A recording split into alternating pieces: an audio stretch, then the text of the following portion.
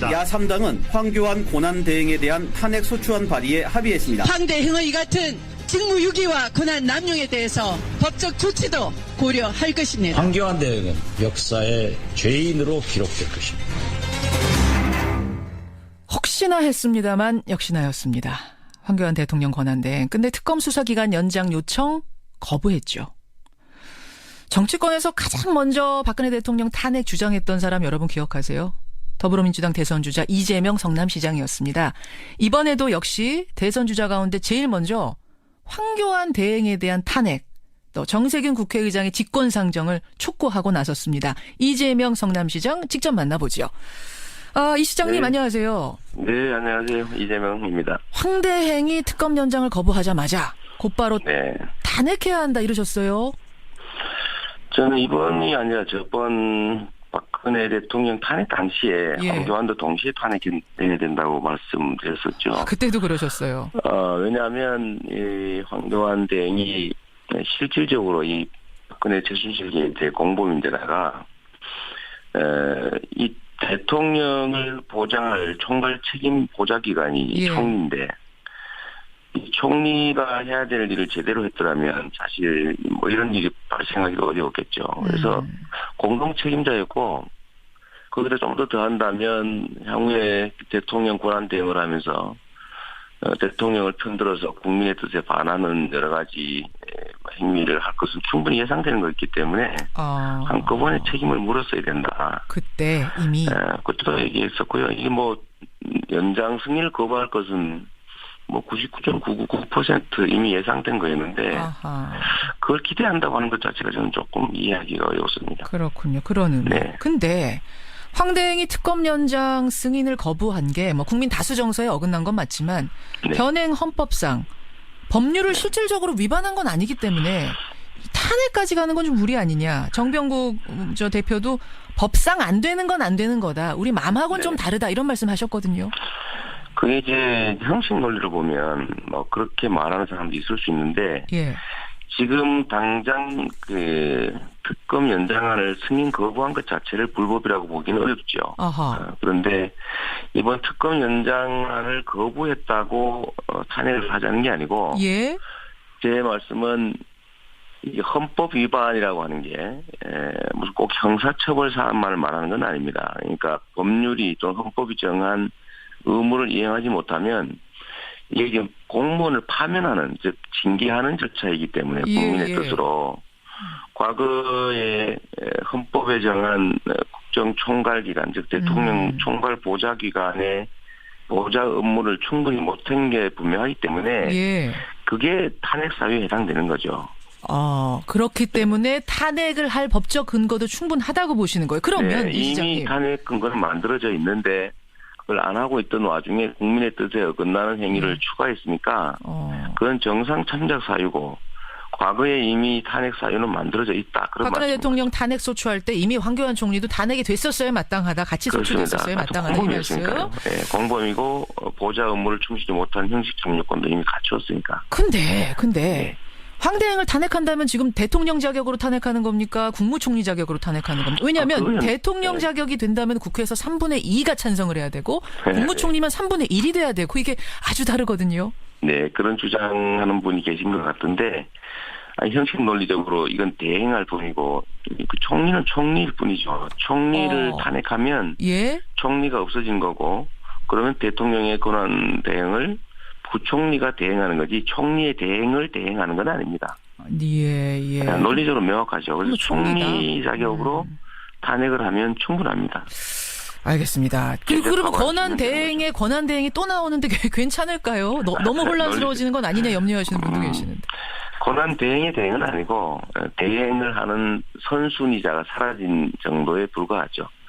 제가 보기에는 황교안 총리보다는 오히려 부총리가 순위에 따라서 대행하는 것이 지금보다는 훨씬 덜 혼란스럽습니다. 유일호 부총리가 되는 겁니까? 그 다음 순위가? 네, 뭐 그렇죠. 그렇게 되겠죠. 차라리 그분이 하시는 게 낫겠다. 더 혼란스럽겠다. 왜냐하면 지금 대행이라고 하는 건 대통령의 권한을 정지시켜 놓은 상태에서 정지된 권한 중에 현상 유지용 소극적 권한 행사만 하는 게 원래 논리적으로 맞는데 황대행이 지금 대통령 흉내를 내고 있지 않습니까? 흉내를 내고 있어서. 네네. 유일호 부총리는 흉내 안 내실까요?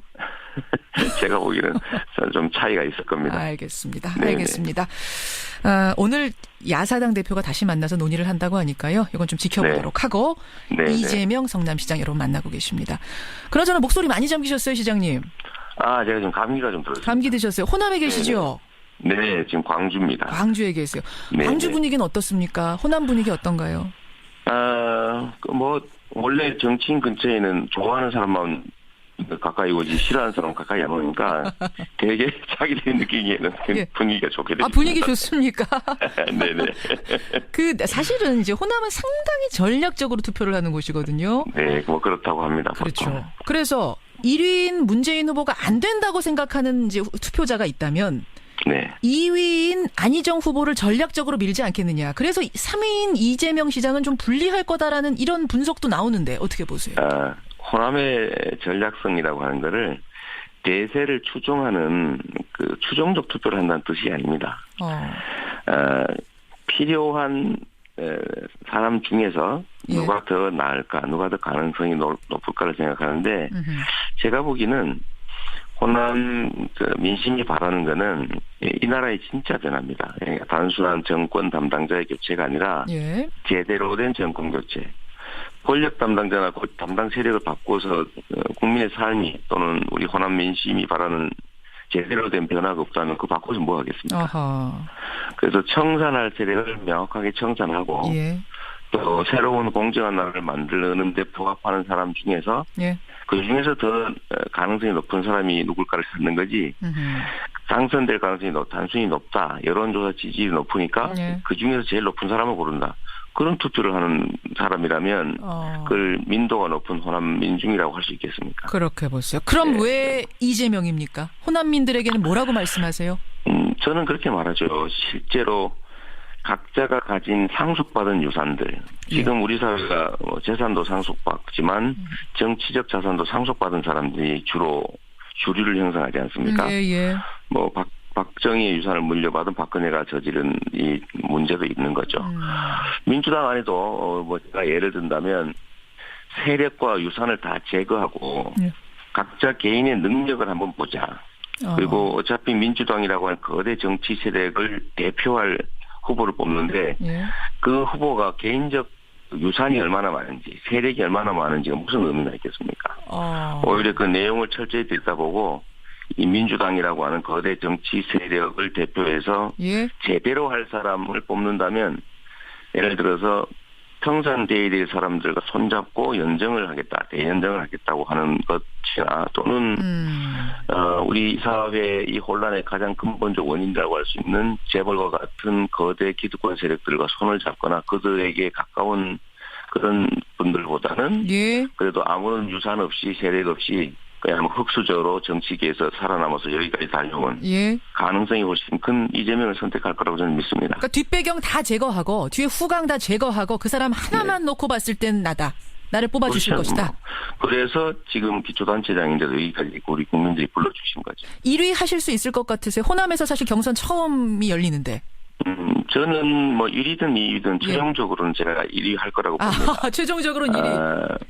이 한번 실제로 들여다보면 5천만 명을 대상으로 수동적으로 물어보는 질문에 답하는 것하고 경선은 다를 수밖에 없는 것이 국민 5천만 명 중에 겨우 3, 4%가 등록해서 한 2% 정도가 투표할 겁니다. 그런데 2% 또는 3% 사람들 중에서 정말로 이 세상이 어떻게 바뀌어야 되겠다.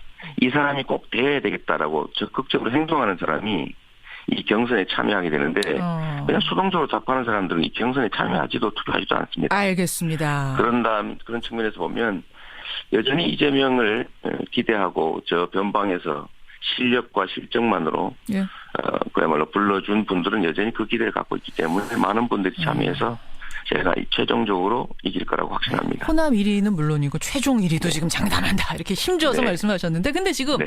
뭐 경선 주자들이 이재명 시장님뿐만 아니라 다 최선을 다해서 뛰고 있어요. 근데 물론이죠. 네. 당 후보 간 토론회를 두고 갈등이 좀 있더라고요. 네. 토요일에는 당 서버가 마비될 정도로 지지자들 항의도 있었는데 네. 그러니까 횟수와 방식에 문제가 있고 공정한 경선 룰이 아니다. 선관위가 운운하에 달래는 식으로 인터넷 TV 토론 하나 추가했다. 이렇게 문제 제기를 하셨네요. 우리 참모들이 뭐 그렇게 얘기한 분들이 있는 것 같은데요. 예. 제가 이게 숫자 때문에 그런 게 아니고 예. 이미 당초에 합의된 것들이 아무런 상의 없이 바뀔 뿐만 아니라 어허. 나름 문제 지적을 했는데도 아무 반응 없이 그대로 밀어붙인다는 거죠. 소통이 안 되고 있습니까? 네, 그런 얘기를 한 것이고 사실 뭐 인터넷 토론 한번 하나 무슨 뭐 방송 토론도 아니고 예. 라디오 솔직히 이제 저희 분들은 CBS 듣지만 시사자켓에서 하거든요. 예. TV에서 말씀 잘하셔야 돼요. 못하잖아요. 예. 그래서 그런 얘기들을 한 거지 이게 숫자가 몇 번이다 이런 걸 따지는 건 아닙니다. 그리고 저는 이 문제에 대해서는 일단은 당 내에서 내부적으로 논의해서 한번 정리해 가도록 하고 이제 대외적인 얘기는 일단은 좀 알겠습니다. 여기서는 이제 그만할까 싶어요. 횟수의 문제를 떠나서 지금 선관위가 각 후보들과 소통하는 방식, 문제 제기에 대응하는 방식 여기서 좀 답답함을 느끼신다. 그렇습니다. 지금 의견을 듣지를 않고 듣는 자리도 없어요. 듣는 자리도 없고. 아니 그러면은 그 1위 후보인 문재인 후보에게 지나치게 유리하게 가고 있다고 보세요? 누구한테 유리 불리 문제는 아닙니다. 그냥 상식에 관한 얘기죠. 상식에 관한 얘기. 그리고 저는 지금 이 탄핵에 집중할 때라는 거 동의합니다. 예. 동의하고 다만 그걸 핑계로 다른 결정을 하면 안 되는 거죠. 국민들이 모르는 게 아닙니다. 알겠습니다. 만약에 선거운동을 하는 게 탄핵에 집중하는데 방해가 된다고 하면 다른 선거운동 예를 들면 녹화 방송에 나가거나 각종 선거운동을 다 하고 있는데 그중에서 후보 간 토론은 안 된다. 다른 거 다 되는데 왜 후보 간 토론만 탄핵에 방해가 되느냐? 그러니까 그런 방식, 그런 얘기를 하면서 예를 들면 저 같은 사람들 제가 가장 탄핵에 집중했고 지금도 다른 어떤 것보다도 탄핵과 퇴진운동, 국정정상화라고 하는데 노력하는 정치인인 거 분명한데 저를 마치 사적 이익을 위해서 공적 목표를 상실한 탄핵을 집중하지 않고 사적 이익을 노리기 위해서 그런 데 연연하는 사람으로 밀어붙이고 이런 부분들이 참으로 섭섭하지요. 섭섭하시죠. 그래서 이제 어떤 얘기 나오냐면 당내 경선 상황이 계속 이런 식으로 진행이 된다면 최악의 경우에 중대 결심을 할 가능성, 보이콧을 할 가능성 이 보도가 되더라고요. 고려해 있습니까? 그러지 않습니다. 저야 민주당 안에 하나의 팀으로 참여하는 거고 그 과정에서 약간의 섭섭한 점이 있더라도 그걸 내부적으로 해결하고 가야 되고 그렇다고 해서 제가 그 정권 격체 대의라고 하는 것을 버릴 수는 없습니다. 알겠습니다. 제가 그걸 위해서 제가 대통령이 되기 위해서 노력하는 사람이 아니라 이 사회를 공정하게 바꾸는데 대통령이 가진 권한이 필요해서 이 경기에 참여했고 그런데 그 대통령이 권한을 갖는 것보다는 정권 교체가 더 큰 가치인데 거기에 훼손을 줄 수는 없는 겁니다. 중대 결심이란 말은 이건 너무 지나친 과잉 해석이다. 참모들 중에 일부 아마 화나니 그런 얘기하는 분이 있을 수도 있는데 그건 또 하지 말라고 제가 얘기해놨습니다. 7002님이요. 이재명 시장이 감기 조심하세요. 지지자가 문자 주셨는데 감기 조심하시고요. 목소리 관리 잘하시고요. 오늘 고맙습니다. 네, 감사합니다. 이재명 성남시장이었습니다.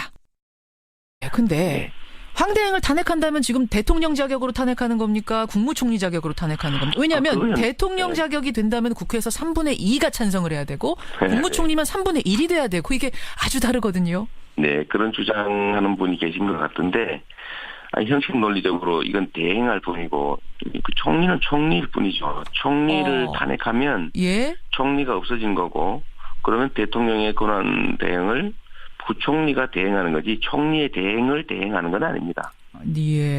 논리적으로 명확하죠. 그래서 총리 자격으로 탄핵을 하면 충분합니다. 알겠습니다. 그러면 권한 대행이 또 나오는데 괜찮을까요? 너무 혼란스러워지는 건 아니냐 염려하시는 분도 계시는데. 권한 대행의 대행은 아니고 대행을 하는 선순위자가 사라진 정도에 불과하죠. 제가 보기에는 황교안 총리보다는 오히려 그 부총리가 순위에 따라서 대행하는 것이 지금보다는 훨씬 덜 혼란스럽습니다. 유일호 부총리가 네. 되는 겁니까? 그 다음 순위가? 네, 뭐 그렇게 되겠죠. 차라리 그분이 하시는 게 낫겠다. 더 혼란스럽겠다. 왜냐하면 지금 대행이라고 하는 건 대통령의 권한을 정지시켜 놓은 상태에서 예. 정지된 권한 중에 현상 유지용 소극적 권한 행사만 하는 게 원래 논리적으로 맞는데 예. 황 대행이 지금 대통령 흉내를 내고 있지 않습니까? 흉내를 내고 있어서. 네. 유일호 권한을 부총리는 흉내 안 내실까요? 제가 보기에는 좀 차이가 있을 겁니다. 알겠습니다. 네네. 알겠습니다. 오늘 야사당 대표가 다시 만나서 논의를 한다고 하니까요. 이건 좀 지켜보도록 하고 네. 이재명 성남시장 여러분 만나고 계십니다. 그나저나 목소리 많이 잠기셨어요, 시장님. 제가 지금 감기가 좀 들었어요. 감기 드셨어요. 호남에 계시죠? 네, 지금 광주입니다. 광주에 계세요. 네, 광주 네. 분위기는 어떻습니까? 호남 분위기 어떤가요? 원래 정치인 근처에는 좋아하는 사람만 가까이 오지 싫어하는 사람 가까이 안 오니까 되게 자기들이 느끼기에는 예. 분위기가 좋게 됩니다. 분위기 좋습니까? 네네. 사실은 이제 호남은 상당히 전략적으로 투표를 하는 곳이거든요. 네, 뭐 그렇다고 합니다. 그렇죠. 보통. 그래서 1위인 문재인 후보가 안 된다고 생각하는 이제 투표자가 있다면 네. 2위인 안희정 후보를 전략적으로 밀지 않겠느냐. 그래서 3위인 이재명 시장은 좀 불리할 거다라는 이런 분석도 나오는데 어떻게 보세요? 호남의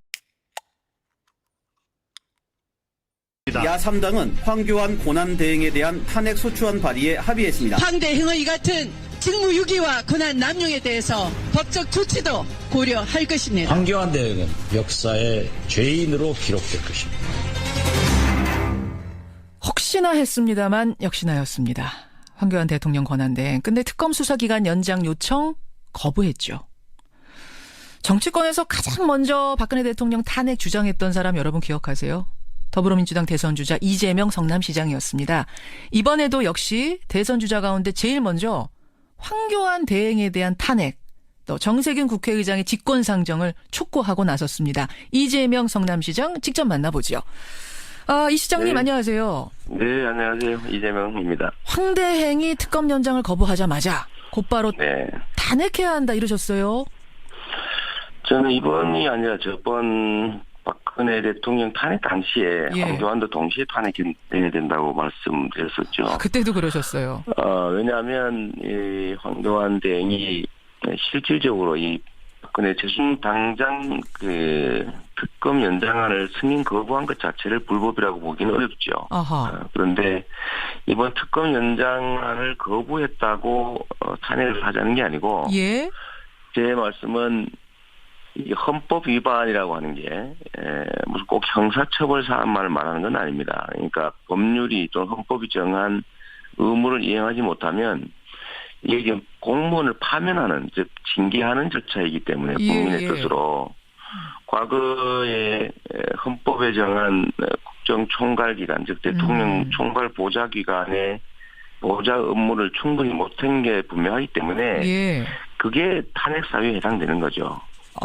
그렇기 때문에 탄핵을 할 법적 근거도 충분하다고 보시는 거예요. 그러면 이 이미 시장님. 탄핵 근거는 만들어져 있는데 그걸 안 하고 있던 와중에 국민의 뜻에 어긋나는 행위를 추가했으니까 그건 정상 참작 사유고 과거에 이미 탄핵 사유는 만들어져 있다. 그런 박근혜 말씀입니다. 대통령 탄핵 소추할 때 이미 황교안 총리도 탄핵이 됐었어야 마땅하다. 같이 소추됐었어야 마땅하다. 이 말씀. 네, 공범이고 보좌 업무를 충실히 못한 형식 정리권도 이미 갖추었으니까. 근데 이게 제 공범인데다가 이 대통령을 보장할 총괄 책임 보좌기관이 예. 총리인데 이 총리가 해야 될 일을 제대로 했더라면 사실 뭐 이런 일이 발생하기가 어려웠겠죠. 그래서 공동 책임자였고 거기다 좀 더 더한다면 향후에 대통령 권한 대행을 하면서 대통령을 편들어서 국민의 뜻에 반하는 여러 가지 행위를 할 것은 충분히 예상되는 것이기 때문에 한꺼번에 책임을 물었어야 된다. 그때 이미